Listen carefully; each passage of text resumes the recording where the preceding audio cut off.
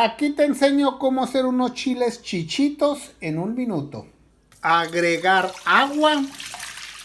En cuanto empiece a hervir, agregar todos los chiles chichitos y cocinarlos por 4 minutos. Después de 4 minutos, ponerlos en un colador. En el mismo sartén, agregar un chorrito de aceite y agregar los chiles y sofreír un poco. Agregar 2 cucharadas de ajo. Aquí está la segunda. Como este de cualquier marca.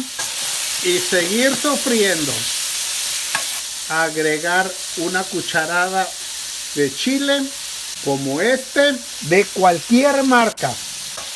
Y sofreír también. Y por último, agregar 2 cucharadas. Aquí está la segunda.